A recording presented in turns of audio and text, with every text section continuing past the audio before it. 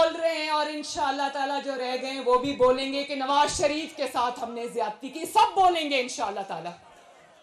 और ज्यादती नवाज शरीफ के साथ नहीं हुई हज़ारा के बहनों भाइयों, ज्यादती इस मुल्क के साथ हुई है। नवाज शरीफ तो सह गया, दिल पे उसने अपने सारे जख्म जो है वो वार जो इन्होंने किए थे उसने सीने पे सह लिए। नवाज शरीफ सह गया, उसने बर्दाश्त कर ली। नुकसान किसका हुआ? ज़ाती नुकसान नवाज शरीफ का हुआ, ख़ानदानी नुकसान भी हुआ, लेकिन अभी तक जो है वो कौम और पाकिस्तान इसकी ज़्यादतियों को भुगत रहे हैं। और फिर उस कौम का क्या कसूर है जिसके ऊपर ये ज़हनी मरीज लाके मुसल्लत कर दिया,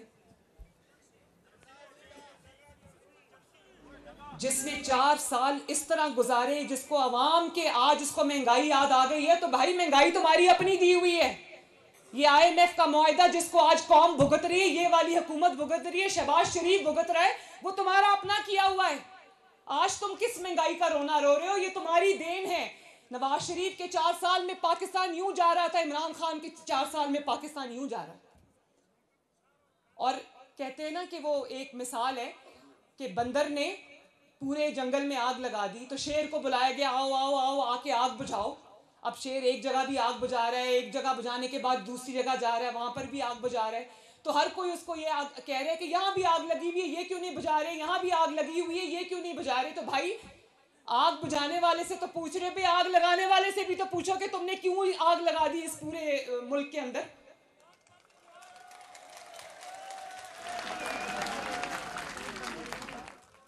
एक IMF का मुआहदा नवाज शरीफ ने भी 2013 से लेकर 2016 में भुगता था।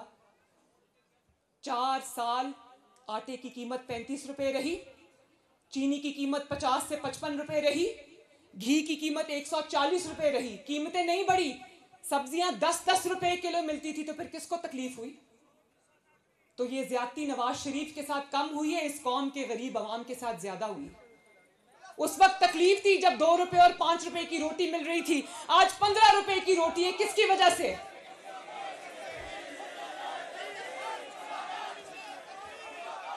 और IMF के हवाले मुल्क करके चला गया, जाते जाते उसका मुआहदा फाड़ गया और खुद जाकर बनी गाला और जमान पाक के बंकर में बैठ गया। 25 रुपए की रोटी। और फिर कहता है, मैं कल सुन रही थी, कहता है मुझे जो एजेंसीज हैं वो मारना चाहती हैं, कत्ल करना चाहती हैं। ये वही शख्स है जो इक्तदार से निकलते निकलते कहता है मेरे खिलाफ आलमी साजिश हुई। आलमी साजिश फिर अमेरिका तक आ गई, अमेरिका से साजिश होते होते डोनाल्ड लू तक आ गई, डोनाल्ड लू से होते होते नवाज शरीफ से होते, शहबाज शरीफ से होते आज मोहसिन नकवी साहब तक आ गई। और फिर उसी अमेरिका से माफिया हाथ जोड़ के मांगने लगा कि गलती हो गई है, मेरे मुंह से अमेरिका का नाम निकल गया। अभी 2 दिन पहले तक कह रहा था मुझे आसिफ जरदारी साहब ने मारने की साजिश की है, अब कह रहा है कि मुझे एजेंसीज ने मारने की साजिश की है। तो मैं ये पूछना चाहती हूँ कि आप अपने आप को इतना इंपॉर्टेंट क्यों समझते हैं कि सारी दुनिया आप ही के खिलाफ साजिश कर रही है?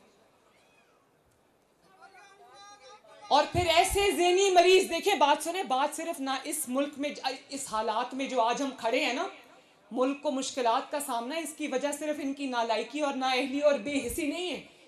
इसकी सबसे बड़ी वजह यह है कि एक ज़हनी मरीज के हाथों 22 करोड़ का मुल्क पकड़ा दिया, एक ज़हनी मरीज के हाथ। फिर उसने यही करना था जो किया।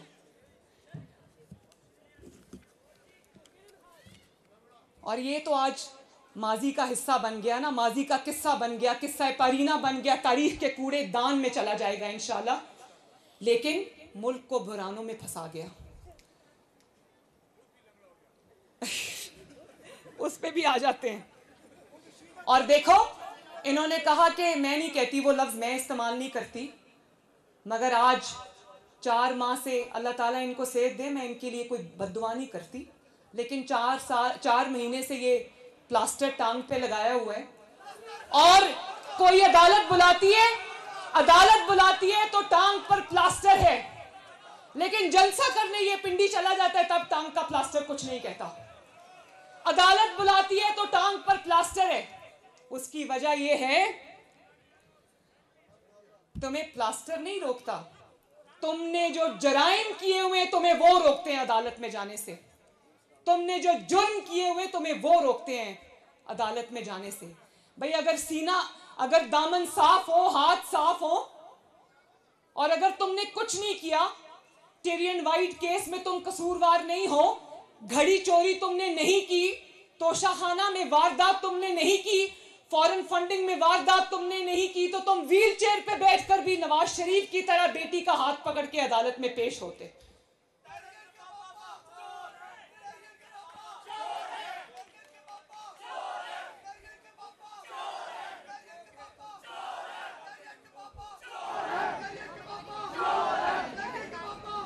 बात यह है कि तुम्हें इल्म है कि तुमने चोरी की है, तुमने जराइम किए हैं इस वक्त, इसलिए जब अदालत बुलाती है तो अपना प्लास्टर दिखा देते हो। तुम्हें इल्म है कि तुमने चोरी की है। आज तुम लोग देखना, मैं आपको गवाह बना के कह रही हूं, इसको कोई साजिश के लिए इस्लामाबाद बुलाए, हुकूमत गिराने के लिए इस्लामाबाद बुलाए, इसको इक्तदार के लिए इस्लामाबाद बुलाए, तो ये दौड़ा दौड़ा जाएगा इस्लामाबाद। लेकिन जब अदालत बुलाती है तो 4 महीने से हमारा प्लास्टर जो है वो रास्ते में रुकावट होता है। अल्लाह ताला आपको सेहत दे, लेकिन आपको व्हील चेयर पे बैठकर अदालत में जाना चाहिए अगर आपका दामन साफ है। दामन साफ नहीं है, चोरी की हुई है, झूठ बोला हुआ है, जुर्म किया हुआ है, जवाब तो देना पड़ेगा इंशाल्लाह। अब आपके सहूलतकार नहीं है जो आपको बचाएंगे।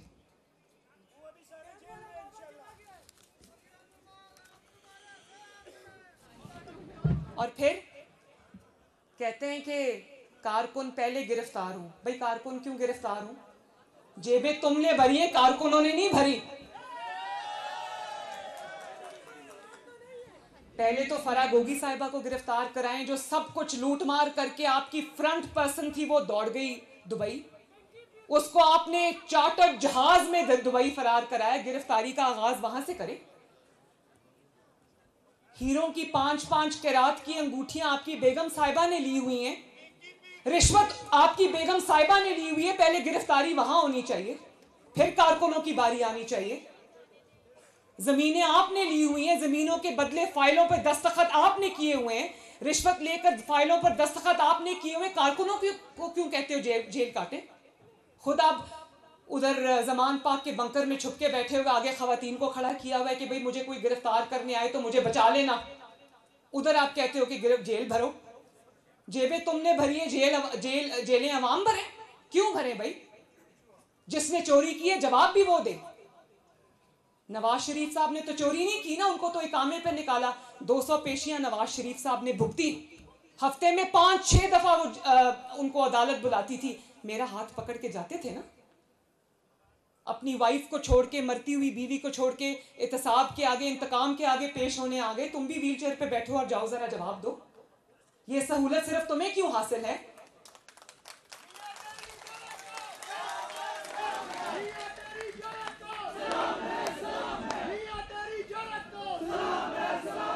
बात यह है कि इमरान खान और इसके हवारियों को दीवार पे लिखा हुआ अपना अंजाम साफ नजर आ रहा है, क्योंकि जराइम से हाथ रंगे हुए हैं। इसीलिए ये चीखना, रोना, पीटना जो आप सुन रहे हैं ना, वो नविश्ता है, दीवार साफ नजर आ रहा है। और मैं खैबर पख्तूनख्वा के अवाम से ये कहना चाहती हूँ कि आपको अगर मसाइल से कोई निकाल सकता है, आपके मुल्क में कोई तरक्की ला सकता है, तो वो नवाज शरीफ है। और ये मैं अल्लाह ताला को गवाह बनाकर कहती हूँ, पाकिस्तान को अगर कोई मुश्किलात के भंवर से निकाल सकता है तो वो कोई और जमात नहीं है, कोई और जमात नहीं है, वो पाकिस्तान मुस्लिम लीग नून है। अल्लाह ताला के फजल से जिसने किया है, हर बार किया है और इंशाअल्लाह ताला करके दिखाएंगे। जब आपका घर टूटता है ना, कोई किसी का घर तोड़ देता है 4 साल लगाकर, और वो घर जमीन पे आ जाता है, तो पहले उस घर की मरम्मत होती है, फिर तामीर होती है। तो आप सब इस चीज के गवाह रहना, तसल्ली रखना, भरोसा रखना कि इंशाअल्लाह ताला आपके घर की मुरम्मत भी हो रही है, और उसके बाद उसको सजाएंगे भी, उसको संवारेंगे भी। ये मुल्क हमारा है, यहाँ मेरी नस्लों ने रहना है, यहाँ आपके बच्चों ने रहना है। तो मैं खैबर पख्तूनख्वा के अवाम को ये कहना चाहती हूँ कि बहुत आजमा लिया आपने आजमाए हुओं को। अब अपनी तरक्की की खातिर, अपनी भलाई की खातिर, अपनी बेहतरी की खातिर अपनी आने वाली नस्लों की खातिर मुस्लिम लीग नून को वोट दो और कामयाब बनाओ, ताकि मुस्लिम लीग नून आपके हर डिस्ट्रिक्ट के अंदर आपको नए अस्पताल भी दे, आपको नए स्कूल्स भी दे, आपको नई यूनिवर्सिटीज़ भी दे, आपको नई सड़कें भी दे, आपको जॉब की अपॉर्चुनिटीज़ भी मिले। अच्छा, सूबा हज़ारा बड़ा अच्छा, मैं देखो मेरा दिल करता है कि सूबा हज़ारा बने। ये बहुत बड़ी आवाज़ है आवाम की। मैं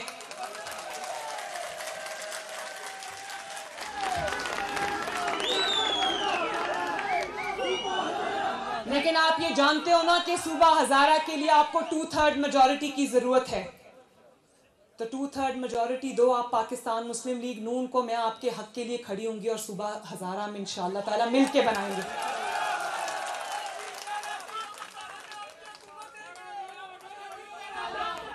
और मेरा आज के कारकुनों से जो मेरे सामने बैठे हैं, जो मुझे टीवी पे देख रहे हैं, मेरा सबसे ये गुजारिश है कि मुस्लिम लीग नून का पैगाम लेकर गली गली महल्ले महल्ले पहुँचें। खैबर पख्तूनख्वा के अंदर सोशल मीडिया टीम बहुत अच्छी है, अपने आप को और फैलाएं। नौजवानों को मेरा दिल चाहता है कि मुस्लिम लीग नून में ख़वातीन और ज़ोरों शोर से आएँ, नौजवान और ज़ोरों शोर से आएँ, क्योंकि आपका मुस्तकबिल सिर्फ और सिर्फ मुस्लिम लीग नून की वजह से जो है रोशन और ताबिंदा है इंशाअल्लाह।